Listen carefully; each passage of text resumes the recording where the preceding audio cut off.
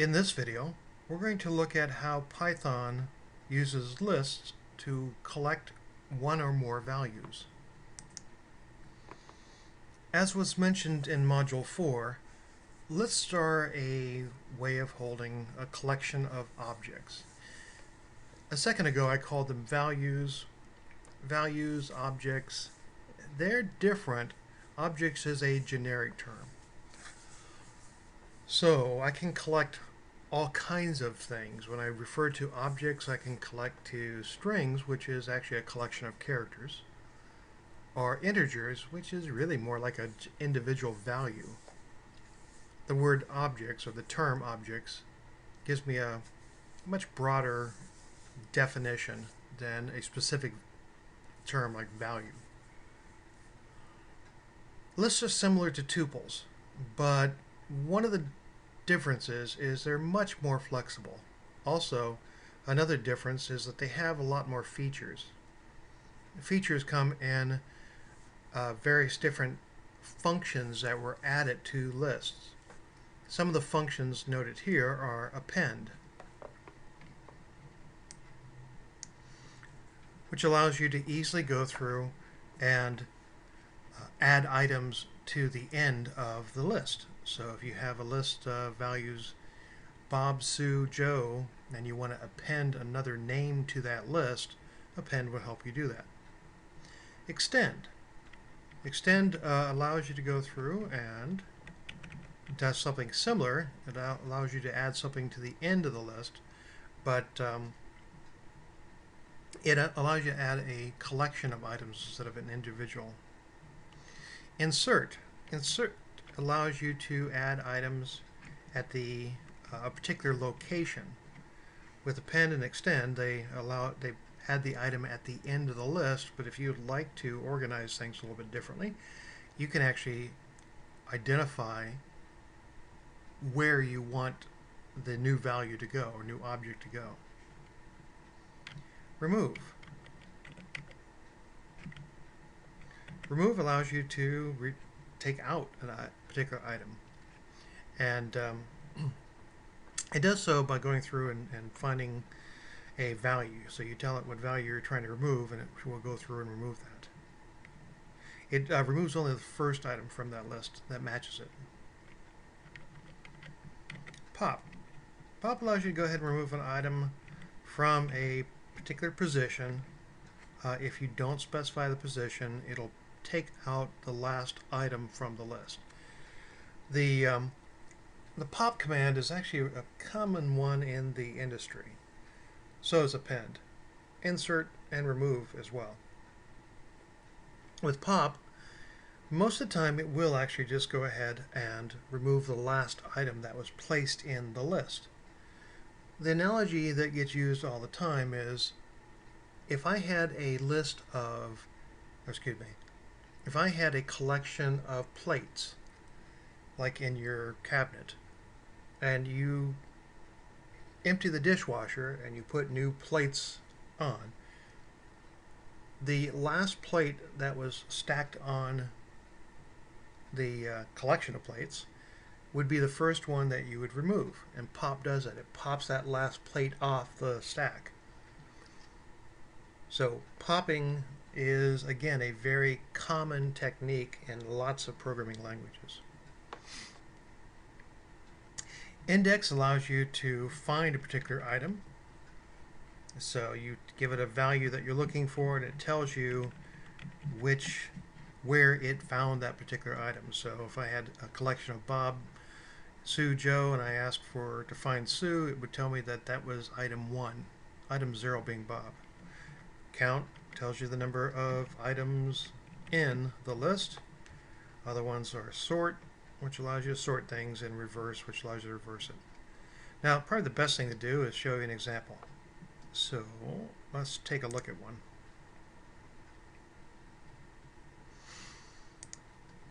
In this example, I've made a list. A couple things to note: lists are created with square brackets instead of parentheses. With tuples, you put parentheses here. With lists, you put in square brackets, so tuple and list. You'll notice how similar they are. With the tuple below here, I can go through, I put a comma separate list of values. Tuple does exactly the same thing. Comma separate list of values. And if I print them out with just the raw print command, it will print them out with the cute little square brackets, which makes it kind of easy to see which items, what the collection of items is. Is it a list or a tuple? So that's how on line 11 it would print out. And then this is how it would print out from line 12.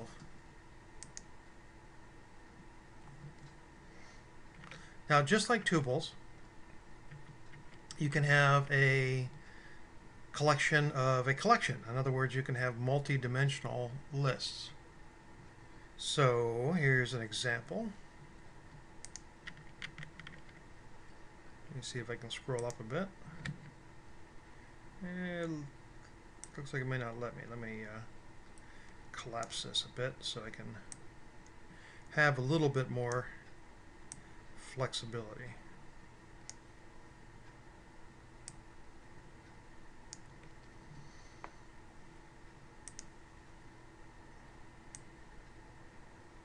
There we go. That's good enough.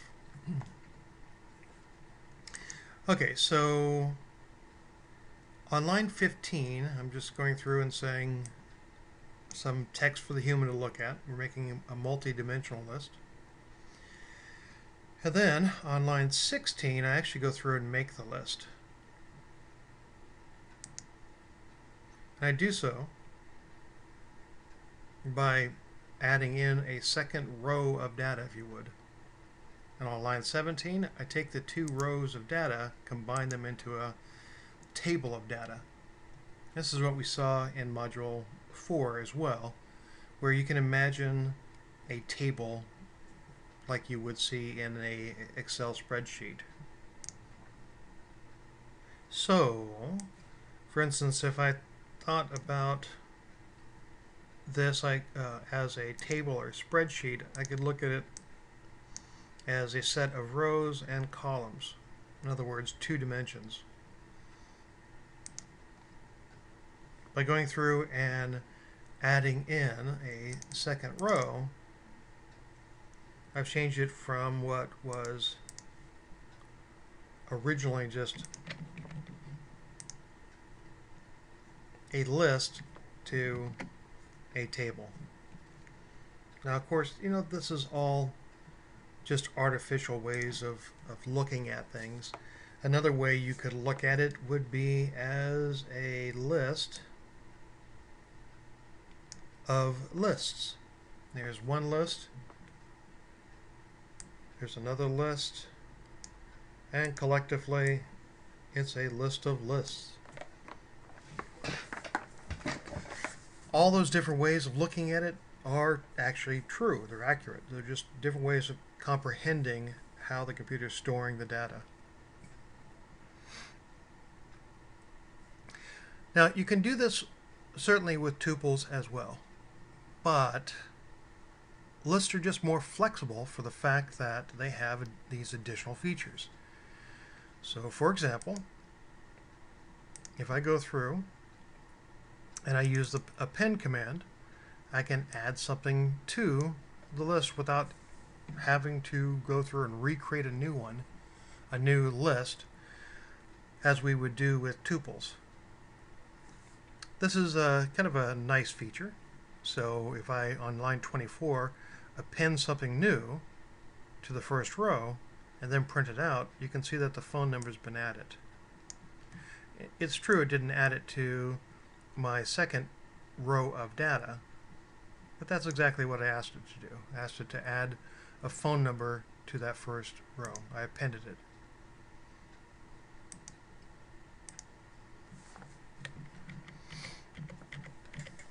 Tuples don't have those extras. If I were to try and run that code, I would get an error message. It would say tuple objects has no attribute called append. Not exactly the most accurate error message, as we'll see a little later on. but it certainly does the job. It basically says you can't use append. Another item would be another function that's associated with tuples, or excuse me, lists instead of tuples is remove, in which case I'll remove the phone number, and you can see that on line 33, when I go and print it out, the phone number is now removed.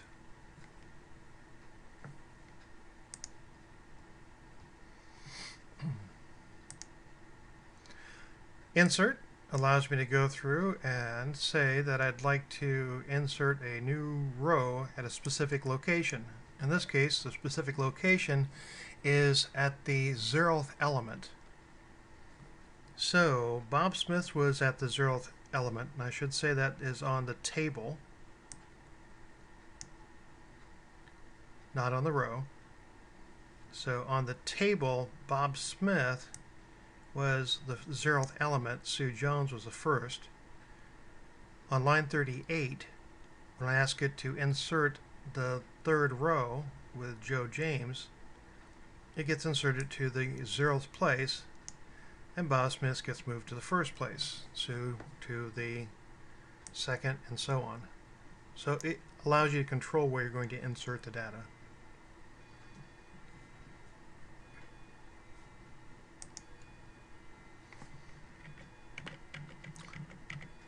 Sort allows me to go through and sort the table out. In this case, it does so by taking these numbers, the first element there. 1, 2, and 3 get sorted. Just picks up that, I said first element, I'm in 0th element, and sorts it out by that.